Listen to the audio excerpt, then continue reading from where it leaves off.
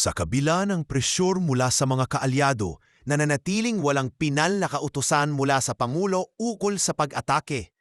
Gayunpaman, kumpirmado mula sa matataas na opisyal ng Pentagon na mayroong nakahandang attack package na inaprubahan ni Trump. Nakaantabay na lamang ito sa kanyang direktang kautusan upang isagawa ang operasyon. Ang military buildup ng Estados Unidos sa Persian Gulf ay kasalukuyang nasa critical readiness. Mga B-2 stealth bombers, tanker aircraft at carrier strike groups ay nailagay na sa strategic positions. Ayon sa mga tagamasid, ang ganitong uri ng posisyon ay hindi maaaring mapanatili sa matagal na panahon nang walang aksyon. Ito ay nagbubukas ng tinatawag na strike window, isang yugto kung kailan maaaring isagawa ang airstrikes anumang oras. Kumusta mga kasaliksik? Ika-19 ng Hunyo, Huwebes, isang kritikal na araw sa kalendaryo ng pandaigdigang seguridad. Habang patuloy ang mainit na alitan sa pagitan ng Israel at Iran, kinumpirma ng mga opisyal na si Pangulong Donald Trump ay naglabas ng pahayag ukol sa posibilidad ng isang opensibang militar laban sa Islamic Republic. Ayon sa White House, magdedesisyon ang Pangulo kung itutuloy ang planong airstrike sa loob ng susunod na 2 linggo. Isang hakbang na maaaring maging mitsa ng mas malawak na digmaan sa gitnang silangan. Mula pa 2 gabi na ang nakalilipas, bukas na ang window na ito. Ngunit nananatiling tahimik ang Washington hinggil sa aktual na petsa ng operasyon.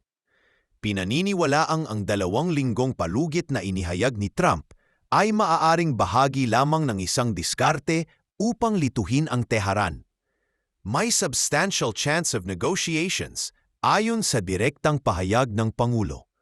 Ngunit para sa ilan, ito ay isang diversion upang bigyan ang militar ng Estados Unidos ng pagkakataong magsagawa ng surprise attack. Ang ganitong uri ng psychological warfare ay hindi na bago sa estilo ni Trump. Marami na siyang naging public statements na iba sa aktual na kilos ng kanyang administrasyon. Samantala, nagiging mainit ang reaksyon mula sa panig ng Israel. Ayon sa ulat mula sa Times of Israel, may mga opisyal na nagsabing inaasahan nilang magdesisyon ng White House sa loob ng 24 hanggang 48 oras, hindi sa loob ng 2 linggo. The expectation is that they join, but no one's pushing them. They have to make their own decision. Pahayag ng isang opisyal. Ngunit iginiit din ng mga Israeli na hindi na sila maaaring maghintay pa. May sarili na silang plano upang isagawa ang operasyon sa Fordow Nuclear Enrichment Facility, isa sa mga pinakastratehikong pasilidad ng Iran. Ang Fordow ay kilala sa ilalim nitong lokasyon at matinding seguridad, dahilan upang tawagin itong bunker site. Ito ang naging sentro ng diskusyon sa mga pagpupulong ni Trump kasama ang kanyang national security team. Ayon sa The Guardian, sinabi umano ng Pangulo, "If the bunker busters can't destroy Fordow, why are we even talking about doing it?"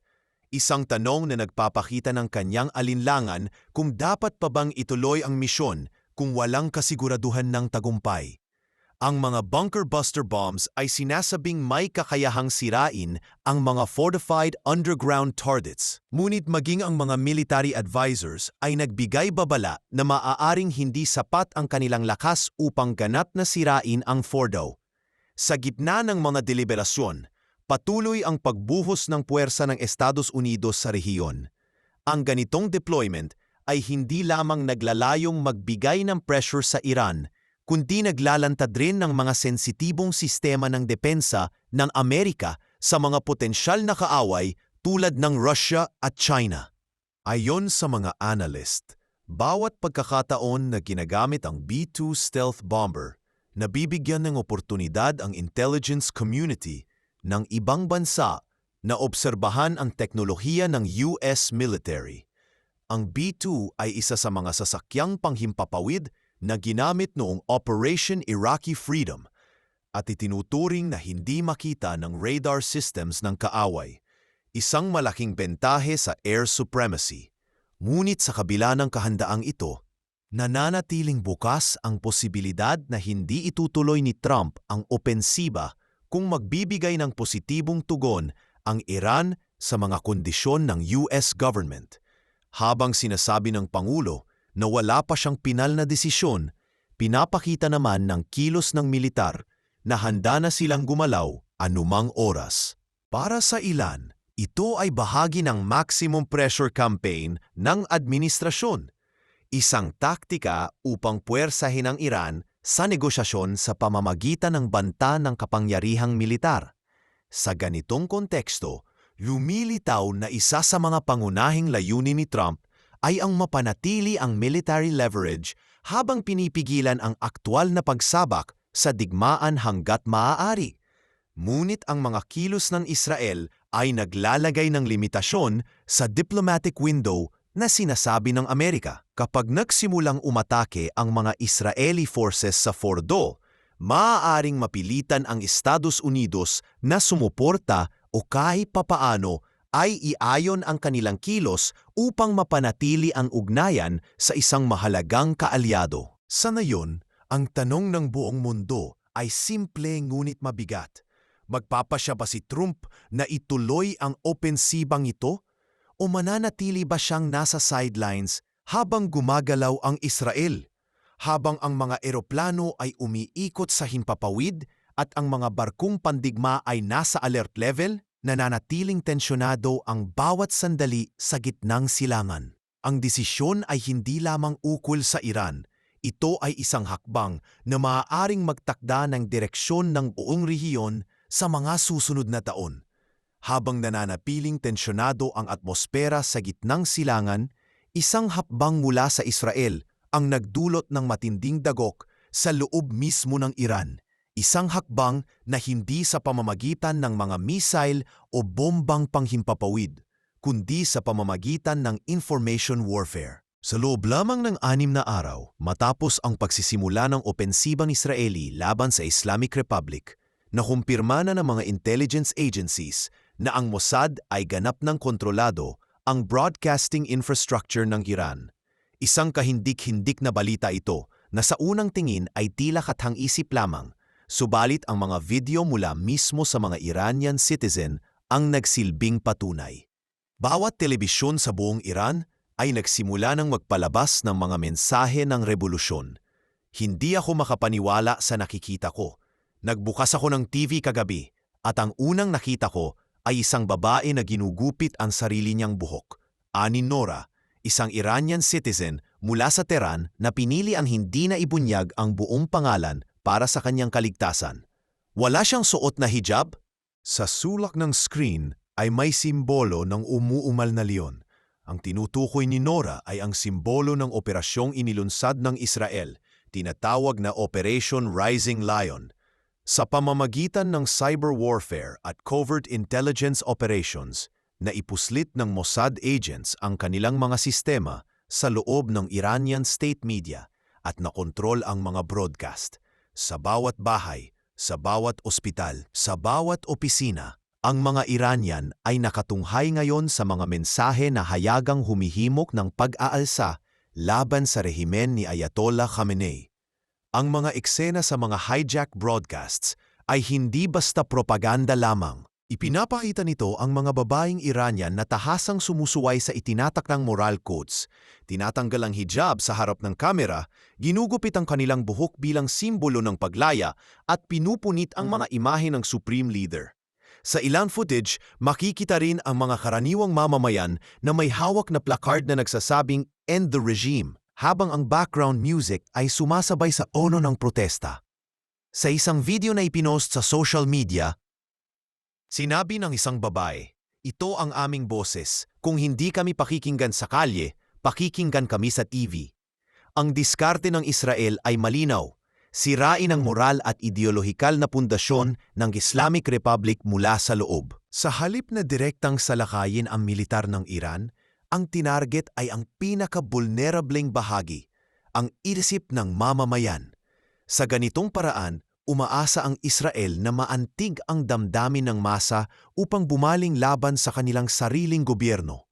Ang epekto ng operasyong ito ay hindi nalimitahan sa mga bahay ng mga Iranian. Maging ang mga opisyal ng Estados Unidos ay namangha sa husay ng operasyon. Sa isang pahayag sa media, isang senior White House advisor ang nagsabi, "We are blown away by what Israel has managed to pull off. This isn't just a hack. This is psychological warfare on a scale we've never seen." Dagdag pa niya, sa loob lamang ng isang linggo, nagawa nilang pasabugin ang propaganda aparatus ng Iran mula sa loob. Kung may mga rebelde mang nag-iisip ng pag-aalsa, na yun ang tamang panahon para gumalaw. Ayon sa mga ulat, ang broadcast hijacking ay hindi isang one-time event. Patuloy itong nangyayari at patuloy ang pagbabago ng mga mensahe kada araw. Sa nakalipas na 24 na oras, ang mga mensahe sa TV ay naglalaman na ng mga panawagan para sa total surrender ng rehimen, hindi lamang ceasefire. Ang paggamit ng mga larawan ng kababaihan bilang pangunahing simbolo ng protesta ay malinaw na sinadya upang palakasin ang loob ng masa. Sa Iran, ang kababaihan ay naging simbolo ng panunupil. Ginamit ng Israel ang katotohanan ito upang baliktarin ang naratibo, sabi ng isang Middle East analyst mula sa American University. Sa panig ng Iran, wala pang opisyal na pahayag ukol kaeksaktong lawak ng infiltrasyon. Gayunpaman, ilang lokal na reporter ang nagpahiwatig na nagkaroon na ng mga mass shutdowns ng komunikasyon sa ilang probinsya. Ilan ay naniniwalang ito ay bahagi ng damage control strategy ng rehimen upang pigilan ang karagdagang pagkalat ng rebelde at subversibong impormasyon. Samantala, ang social media ay patuloy na umaapaw sa mga bagong upload ng hijacked broadcasts. Sa Twitter, Instagram at Telegram, laganap ang mga video clips na may caption na #RisingLion at #FreeIran. Maging ang mga Iranian sa diaspora ay aktibong nakikiisa sa online movement. Sa isang video mula sa London, isang Iranian exile ang nagsabing, "This is the beginning of the end." For the first time, people are no longer afraid to speak, even if it's through a television screen. Hindi rin maikakaila na ang ganitong uri ng psychological operation ay may layuning pangmatagalan. Kung tuluyang bumagsak ang moral ng mamamayan, posibleng magkaroon ng domino effect sa mga pangunahing institusyon ng Iran. Ang hukbong sandatahan, ang pulisya, at maging ang mga clerical institusyon ay maaaring magtanim ng pagdududa sa kanilang mga sarili. Ayon sa ulat mula sa isang source sa Jerusalem, "This is what we aim for, paralysis through confusion. When the people stop believing, the regime starts falling." Gayunpaman, maraming eksperto ang nagbababala na ang ganitong uri ng opensiba ay may kasamang matinding panganib. Kung lalala ang sitwasyon at magdesisyong gumanti ang Iran, maaaring nagresulta ito sa mas malawakang cyber warfare o direktang military confrontation. Bukod pa rito, ang ganitong estilo ng information warfare ay maaaring ituring ng ibang bansa bilang president at magdulot ng mas masalimuot na doktrina ng digmaan sa hinaharap. Sa huli, nananatiling tanong sa lahat, gaano katagal magtatagal ang epekto ng operasyong ito? At higit sa lahat, makakamit ba ng Israel ang layunin nitong mabuwag ang rehimen ng Iran sa pamamagitan ng impormasyon at paninindigan ng mamamayan, imbes na sa pamamagitan ng bomba? Habang patuloy ang broadcast sa buong Iran, malinaw na ang kasalukuyang labanan ay hindi lamang sa larangan ng armas, kundi sa larangan ng isipan. Habang umiinit ang labanan sa gitnang silangan, hindi rin nagpapahinga ang pensyon sa loob mismo ng Estados Unidos. Sa likod ng mga desisyong militar ni Pangulong Donald Trump ay isang kapansin-pansing pagsisikap na patatagin ang loob ng bansa, lalo na sa mga isyu ng pambansang seguridad, ekonomiya at integridad ng mga institusyong pinansyal. Habang pinag-iisipan pa kung sasali ang Amerika sa opensiba laban sa Iran, abala si Trump sa pagbibigay diin na ang Amerika ay dapat munang ayusin ang sarili nitong bakuran.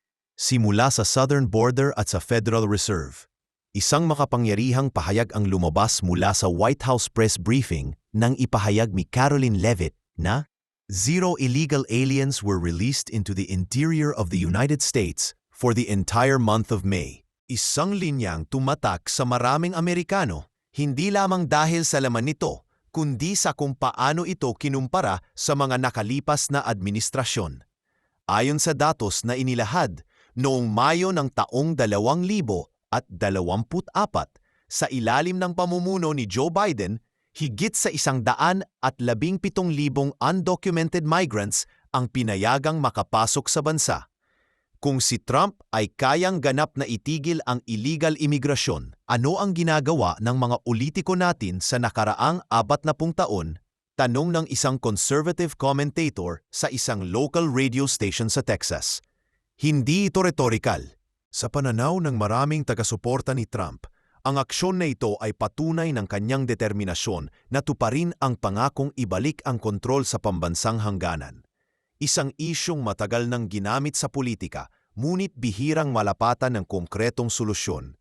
Ayon kay Leavitt, ang zero-release policy ay resulta ng pagpapatigil ni Trump sa catch-and-release scheme na ipinatupad sa panahon ni Biden. This reckless Biden-era practice undermined the rule of law, jeopardized public safety, and diverted critical resources away from stopping deadly drugs and violent criminals. Pahayag ni Leavitt, ang bagong pulisya, aniya, ay nagbigay daan para mapokus ang Border Patrol sa mga tunay na banta sa pambansang seguridad. Sa kabila nito, nananatiling sentro ng usapan ang kalagayan ng ekonomiya, lalo na sa usapin ng interest rates. Nitong nakaraang linggo, nagsagawa ng pulong ang Federal Open Market Committee, FOMC, at nagdesisyong huwag ibaba ang interest rates. Isang desisyong agad na binaikos ng Pangulo na ilang buwan nang humihimok kay Jerome Powell na gumawa ng hakbang upang pabilisin ang takbo ng ekonomiya. Too late, Powell just hates me, ani Trump sa isang panayam. I call him names. I try to be nice to him. Nothing works. He's just a stupid person. Isa itong prangkang atake mula sa isang Pangulo na sanay sa direktang retorika, lalo na kung sa tingin niya ay napipigilan ang kanyang economic agenda. Ngunit hindi lamang personal ang galit ni Trump. Nakabatay ito sa pananaw na ang inflation ay nasa kontrol na at dapat nang bigyan ng luwag ang merkado. Ayon sa ulat, ang inflation rate sa buwan ng Mayo ay bumaba na sa 2.1%, target rate ng Fed. Ngunit ayon kay Powell, hindi pa ito sapat na dahilan upang ibaba ang rates. We need more confidence that inflation is sustainably coming down, paliwanag ni Powell. Idinagdag pa niya na ang tariffs, lalo na ang ipinatutupad laban sa ilang imported goods, ay nagdudulot ng posibleng pagtaas ng presyo na maaaring magpahina sa mga positibong epekto ng disinflation. Ang pananaw na ito ay tinutulan ng ilang economic experts na nagsabing ang tariffs sa kabuuan ay kadalasang deflationary. It's a disingenuous argument, sabi ng isang former Treasury official. Tariffs reduce demand for imports and put downward pressure on prices, not the other way around. Para sa kampo ni Trump, ito ay patunay lamang na ang Fed ay hindi nakikinig sa kasalukuyang realidad at masyadong konserbatibo sa kanilang mga hakbang. Habang mainit ang usapin sa Fed, lalong umiinit ang tanong, bakit tila mas pinapaboran ng monetary policy ang mga dayuhang interes kaysa sa karaniwang Amerikanong mamimili? Ayon kay Trump, bawat delay ng Fed sa pagbawas ng interest rate ay isang balakid sa muling pagbangon ng middle class. We have the best weapons in the world, the strongest border policy, but how do we empower the average worker if the Fed won't cooperate? Sa tonong niya sa isang closed-door meeting kasama ang mga Republican lawmakers, kasabay ng mga isyong ito ay isang matibay na mensahe ng tagumpay mula sa administrasyon. Ayon kay Leavitt, ang mga datos sa border ay patunay ng epektibong pamumuno ni Trump. 93% decrease in illegal border crossings compared to the same month last year. That is unprecedented. Aniya, hindi na kailangan ng bagong batas o dagdag na budget upang mapigil ang illegal immigration. Kailangan lang ng political will. Ngunit para sa mga kritiko, hindi ito sapat. Ang mga grupong pro-immigrant ay nagbabala na ang zero-release policy ay maaaring magdulot ng paglabag sa karapatang pantao. May mga ulat na ilang mga asylum seekers ay hindi nabigyan ng patas na proseso at may ilan pa umano na sapilitang ibinalik sa mga bansang may banta sa kanilang buhay. Gayunpaman, hindi maikakaila na sa ngayon nakukuha ni Trump ang simpatya ng malaking bahagi ng publiko, lalo na ng mga botanteng sawang-sawa na sa lumang estilo ng pamahalaan. Sa mata ng kanyang mga taga-suporta, si Trump ay nananatiling lider na marunong makinig sa kanilang hinaing at handang bumangga sa mga institusyon, kahit pa ito ay ang mismong Federal Reserve. Habang patuloy ang pagdagsa ng mga ulat mula sa labas ng bansa tungkol sa digmaan sa gitnang silangan, sa loob mismo ng Amerika ay nagaganap ang isang tahimik ngunit makapangyarihang kampanya. Isang kampanya na pinagsasabay ang seguridad ng hangganan, katatagan ng ekonomiya at ang patuloy na hamon sa mga tradisyonal na institusyon. Sa panahong ito, lumilitaw ang isang malinaw na tema. Para kay Trump, ang tunay na lakas ng Amerika ay nagsisimula sa loob at ito ang una niyang pinapatibay.